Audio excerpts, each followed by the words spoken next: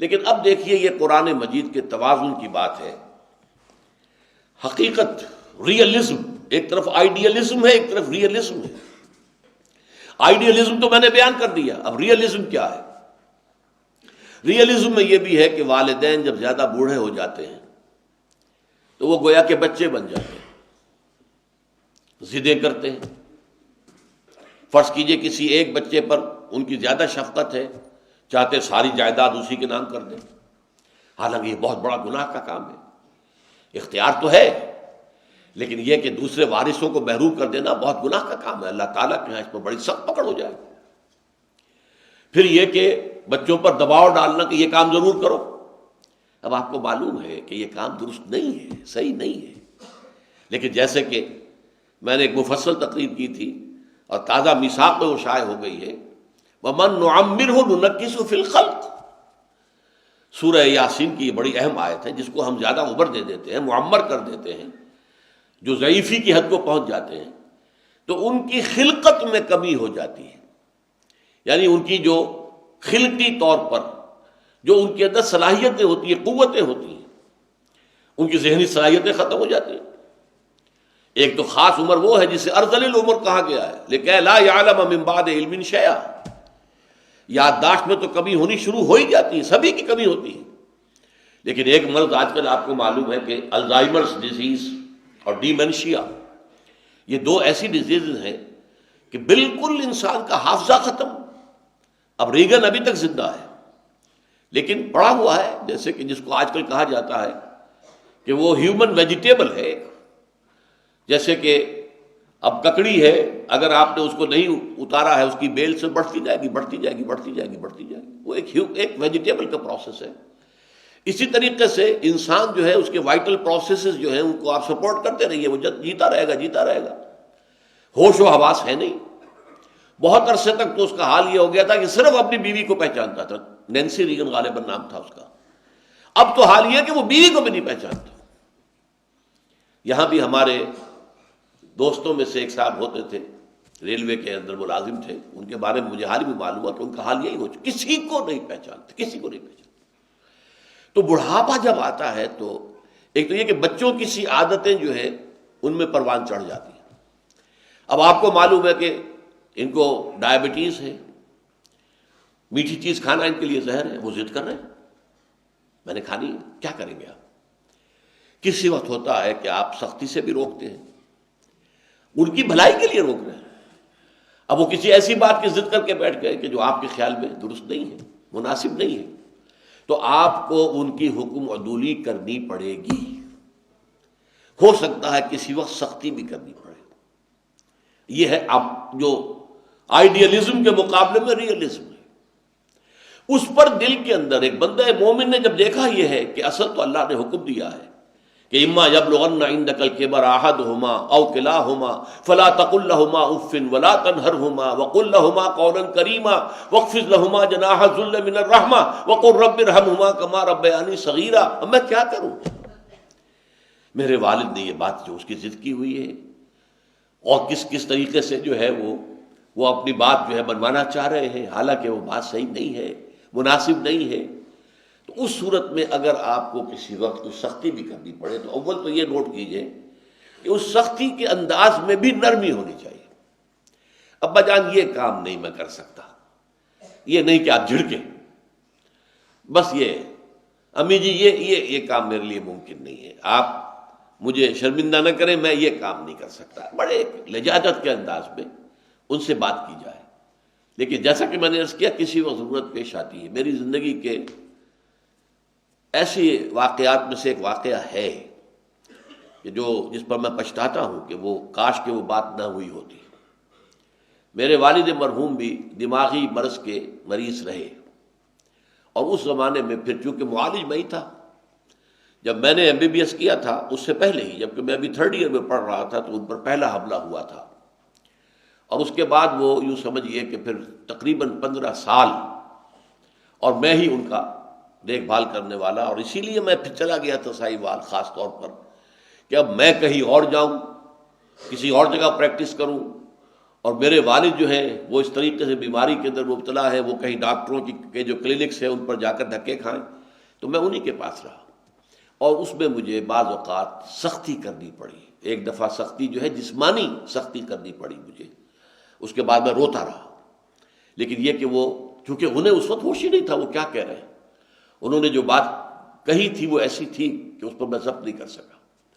بہرحال یہاں جو ہے در حقیقت اب ایسے شخص کو جب دل میں ایک کڑھن ہوگی، افسوس ہوگا، صدمہ ہوگا کہ یہ میں نے کیا کیا، میں نے والد کے ساتھ یا والدہ کے ساتھ یہ گستاخی کر دی، میں نے والد یا والدہ کی اس بات کو رد کر دیا، میں نے ان کی اس خواہش کو جو ہے پورا نہیں کیا، تو جو طبیعت کے اندر ایک سلیم الفطرت انسان کے دل میں، اس کی طبیعت میں جو رد عمل پیدا ہونا چاہیے، اللہ تعالیٰ اس کا ازالہ فرما رہا ہے۔ ربکم اعلم بما فی نفوسکم، دیکھو اگر ایسی کوئی صورتحال پیش آ جائے تو تمہارا رب خوب جانتا ہے جو کچھ کہ تمہارے دلوں میں ہے۔ تمہیں اگر روکنا پڑ رہا ہے والد کو یا والدہ کو، اگر اس کی کسی خواہش کو رد کرنا پڑ رہا ہے والد کی یا والدہ کی، اگر کسی وقت سختی کے ساتھ بھی انہیں روکنا پڑا ہے کسی چیز سے، تو یہ کہ دل میں کوئی ملال اس لیے نہ لاؤ کہ تمہارے دل کی کیفیت کو اللہ جانتا ہے، تمہارے دل میں ان کے لیے جو محبت ہے اللہ جانتا ہے، تمہارے دل میں ان کے لیے جو ادب ہے اللہ تعالیٰ اس سے ناواقف نہیں ہے۔ ربکم اعلم بما فی نفوسکم، جو کچھ تمہارے نفوس کے اندر ہے، تمہارے دلوں کے اندر ہے، جو احساسات تمہارے اپنے والدین کے بارے میں ہونے چاہیے اور ہیں، فی الواقع ہیں، اللہ کے علم میں ہے۔ لہذا اگر تمہیں کسی وقت ان کے ساتھ کوئی سختی بھی کرنی پڑی ہے، ان کے اس بڑھاپے کی کم سمجھی کی وجہ سے، اس لیے کہ اس کے بعد کیا ہوتا ہے لِكَيْ لَا يَعْلَمَ مِن بَعْدِ عِلْمٍ شَيْئًا وَمَن نُعَمِّرْهُ نُنَكِّسُهُ فِي الْخَلْقِ، ان کے فہم میں سمجھ میں کمی ہو جاتی ہے، جو سینس آف پروپورشن ہوتا ہے وہ ختم ہو جاتا ہے، نسبت و تناسب کا احساس اور ادراک ختم ہو جاتا ہے۔ تو اس صورتحال میں جو ہے اگر ان کی کسی بات کی مخالفت کرنی پڑے، نفی کرنی پڑے، ان کی کسی خواہش کو رد کرنا پڑے تو پریشان نہ ہو، اس لیے کہ تمہارا رب جو کچھ تمہارے اندر ہے، دل کے اندر، اس سے واقف ہے۔ اگر تمہارے دل میں ان کے لیے محبت ہے، ان کے لیے شفقت ہے، ان کے لیے خیر خواہی ہے، تم ان کے لیے ان کی خدمت کرنا چاہتے ہو، دلجوئی کرنا چاہتے ہو، لیکن حالات کے جبر نے کہیں کسی معاملے کے اندر تمہیں ایک مختلف طرز عمل اختیار کرنے پر مجبور کر دیا ہے، تو اس کے اوپر پریشان ہونے کی ضرورت نہیں ہے۔ انما الاعمال بالنیات، اس لیے کہ حدیث جو ہے، جس حدیث سے کہ اکثر محدثین نے جو بھی مجموعے مرتب کیے تو پہلی حدیث یہ لائے حضرت عمر رضی اللہ تعالیٰ عنہ سے جو مروی ہے، انما الاعمال بالنیات وانما لکل امرئ ما نویٰ، تمام اعمال کا دار و مدار نیتوں پر ہے، اور ہر شخص کو وہی کچھ ملے گا جس کی اس نے نیت کی ہوگی۔ تو اللہ تعالیٰ جو ہے ان اللہ لا ينظر الى اموالکم ولا الى صورکم ولکن ينظر الى قلوبکم واعمالکم، اللہ تمہارے اموال کو نہیں دیکھتا، تمہاری صورتوں کو نہیں دیکھتا، تمہارے دلوں کو دیکھتا ہے اور تمہارے اعمال کو دیکھتا ہے۔ تو اللہ تعالیٰ کی نگاہ تمہارے قلب پر ہے۔ ربکم اعلم بما فی نفوسکم ان تکونوا صالحین، اگر اپنی قلبی کیفیت، اپنی روحانی کیفیت کے اعتبار سے تم صالح ہو، نیک ہو، بھلے ہو، اللہ کے حکم کا لحاظ کرنے والے ہو، والدین کی ادب اور خدمت کرنے کی پورا ارادہ اور جذبہ اپنے اندر رکھتے ہو، ان تکونوا صالحین فإنہ کان للأوابین غفورا، تو جان لو کہ اللہ تعالی جو رجوع کرنے والے لوگ ہوتے ہیں ان کے لیے بخشنے والا ہے۔ یہ پچھلے ہمارے درس میں آپ کو یاد ہوگا میں نے توبہ کے ضمن میں عرض کیا تھا، تابا یتوب توبن و توبتن، اور آبا یعوب و اوبن، یہ دونوں بہت قریب ہیں۔ توبہ پلٹنا، لوٹنا، گناہ کو چھوڑ کر اللہ کی طرف رجوع کرنا، اس سے مغفرت چاہنا، عزم کر لینا پکا کہ اب یہ کام دوبارہ نہیں کروں گا، اللہ بخش دے۔ اور آبا یعوب و اوبن بھی ہے پلٹنا، رجوع کرنا، جس کے لیے بہترین یاد رکھنے کے لیے آپ کو میں نے دعا بتائی تھی کہ اگر آپ کہیں سفر سے واپس آ رہے ہیں یا آپ بازار میں بھی گئے تھے تو اس سے واپس گھر میں داخل ہو رہے ہیں، تو آئبونا تائبونا لربنا حامدون، ہم واپس آ رہے ہیں، لوٹ رہے ہیں، آ رہے ہیں، اپنے گھر میں داخل ہو رہے ہیں اور توبہ کرتے ہوئے پروردگار کی طرف رجوع کرتے ہوئے آ رہے ہیں۔ یہاں دونوں جمع ہو گئے، آئبونا تائبونا لربنا حامدون، اور اپنے رب کے لیے حمد اور ثنا کرتے ہوئے ہم لوٹ آئے۔ اسی سے یہ بنا ہے اواب، یہ فعال کے وزن پر، یہ گویا کہ مبالغے کا صیغہ، بہت ہی زیادہ رجوع کرنے والے۔ ذرا سے کوئی خطا ہو جائے تو آدمی فوراً دل کے اوپر جو ہے ایسے ہو جائے جیسے کہ پہاڑ تلے آ گیا انسان، اور اللہ کی طرف رجوع کرے اور توبہ کرے۔ جیسے کہ حدیث میں آتا ہے کہ مومن اور منافق میں فرق کیا ہے۔ مومن سے اگر کوئی گناہ سرزد ہو جاتا ہے تو وہ ایسے محسوس کرتا ہے جیسے پہاڑ تلے آ گیا، اتنا بوجھ اس پر آ گیا ہے جیسے پہاڑ کے نیچے ہے۔ اور منافق سے اگر گناہ سرزد ہو جاتا ہے تو تھوڑا سا احساس تو اسے بھی ہوتا ہے، بس اتنا ہی ہوتا ہے جیسے ناک پر مکھی بیٹھی تھی اور اس نے ذرا ہاتھ کے اشارے سے اسے اڑا دیا، بس۔ تو فطرت انسانی تو ہوتی ہے نا آخر موجود، برائی کو تو برائی سمجھتی ہے، لہذا منافق کو بھی غلط کام کر کے کوئی احساس تو ہوتا ہے، تھوڑا سا بڑا عارضی سا احساس۔ جبکہ کوئی گناہ اگر کسی مومن سے سرزد ہو جائے تو اس کے اوپر اتنا پچھتاوا، اتنی پشیمانی، اتنی پریشانی نہ اس کو لاحق ہوتی ہے کہ جیسے وہ پہاڑ تلے آ گیا ہے۔ ان تکونوا صالحین فإنہ کان للأوابین غفورا، تو وہ یقیناً اللہ تعالی جو رجوع کرنے والے ہیں، بہت پلٹنے والے ہیں، چھوٹی سے چھوٹی خطا کے اوپر بھی فوراً رجوع کرتے ہیں، بڑا معاملہ ہو تو توبہ کرتے ہیں اللہ کے جناب میں، اس توبہ کے تمام شرائط کو پورا کرتے ہوئے، تو اللہ تعالیٰ ان کے حق میں غفور ہے، بخشنے والا ہے۔ ان رکوعوں کا ایک مضمون اس آیت پر ختم ہو گیا۔ استحکام معاشرہ کے لیے پہلا کام کیا ہے؟ خاندان کے استحکام کے لیے والدین اور اولاد کے درمیان ایک بہت مضبوط رشتہ، محبت کا۔